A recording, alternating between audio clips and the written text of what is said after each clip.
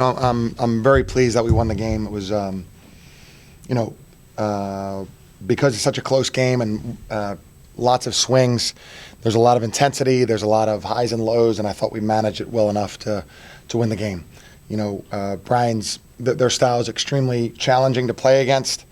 The pressure, how aggressive they are shooting threes in transition in their offense. That was hard for us to adjust to. So obviously the rebounding was critical. I think if we didn't have that many second chance points, it would have been a different kind of game. So we're pleased with that. Obviously room for improvement, but wish William and Mary luck, and we're looking forward to a break and then VMI next Wednesday. Coach, Brian suggested that perhaps many of the fouls were the result of new players playing together, not quite used to one another. Would you follow that line of thinking?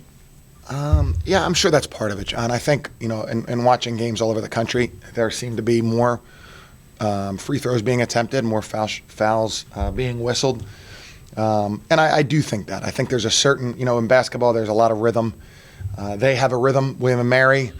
We try to have a rhythm. I thought they disrupted ours a little bit tonight with the different looks on defense. I think when you're trying to have new guys play together, because a lot of the fouls were called off the ball, cutting, and appropriately called, but sometimes you don't see that as the season goes on. So I think that's a good point. New players trying to develop a new rhythm, and that's probably something that is happening around the country because of that. Coach, this is the end of this deal, right? Yes. I wonder if you're interested in extending. Yeah, not necessarily, John. Not necessarily. We always like the in-state games, and those discussions will take place during the off season. But I think the world of Brian and their program, thought they played very well tonight. I know they have a tough stretch coming up as well, so we'll see. Generally there are enough teams out there you don't have to play somebody that you know and care about and root for, but we'll see. What did you learn about your team during those last couple of minutes? Yeah, I thought what we talked about was that you had to attack the pressure, which can be random, and so it's not the same every time. But you have to attack when they have all their guys up pressing. You really have to. The only place to go is try to attack your basket. The basket you're shooting at. The more tentative you are, the more the pressure hurts you. And I thought AJ Lopez did a great job. He scored baskets, got to the free throw line. The guards were a little bit more aggressive. So I like that we were able to, not that we weren't doing that, but I think we did it best late in the game. We've been talking to our guys about, now William and Mary subs a ton also, but talking to our guys about, hey, we may be able to wear teams down, that we're fresh and that we're aggressive still toward the end. And hopefully that can show up, and I thought that showed up well for us tonight. I asked Coach Earl this, and I'll ask you. When you were thinking about upping the tempo, how much did you talk to him about what they do and how they run it? Yeah, I would say a little bit. I mean, I'm happy to have Brian down here. He really was a great player. I mean, a truly great player. He's a heck of a coach. I voted for him for National Coach of the Year his final year at Cornell. They're 22-6, and we're just exceptional.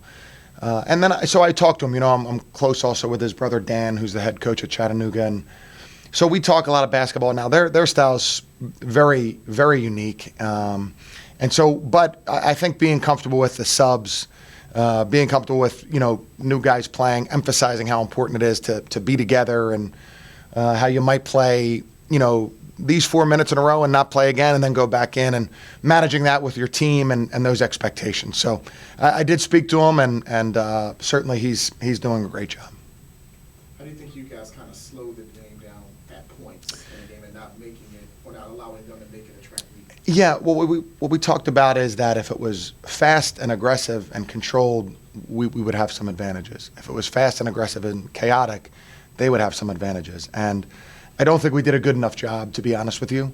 But that's what they practice, and that's who they are, and they make teams get out of their comfort zone, and they send defenders from different areas on the floor.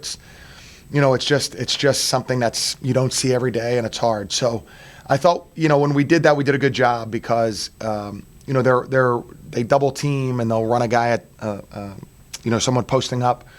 And so ultimately there's going to be a free man somewhere, but you have to figure it out. And again, they're used to their rotations out of that double team, so they're pretty good at recovering also. So, but yeah, I do think when that happened and we had longer possessions, we were probably pretty good. Coach, in this short break you have, what leads your to-do list? Yeah, that's a great question, John. Well, I would say we'll take off tomorrow. So that's number one, a little bit of rest because our practices with more guys playing have been a little bit longer, a little bit harder, more up and down to give everybody chances to play and to understand a little different style. And then I think we'll try to, we haven't shot the ball very well yet. I think we're a pretty good shooting team.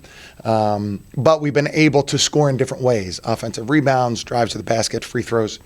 So I think we'll just talk about how to manage a game where you're being exceptionally aggressive, but also always taking really good shots. And that, that's not something that's going to come, just all of a sudden one game you do that. That's going to be something that we're trying to do every game and something that we're trying to do each half and each possession to be aggressive and take advantage of what we can. But if we're not, then we have good players who can manipulate defense by passing, cutting, dribbling, and make sure that shows up when it needs to. Finishing close games was a recurring problem last season. How important is it to get experience going down to the wire and actually coming away with a win early on in the year? Yeah, that's a great point. It's really important. There are just certain things, basketball is so unique, just so many games come down to it because you can manipulate the clock by fouling. You can manipulate, the clock can be manipulated in several ways. And then also you have to make free throws, and so if you don't make free throws, suddenly a comfortable lead, gets tight really quickly.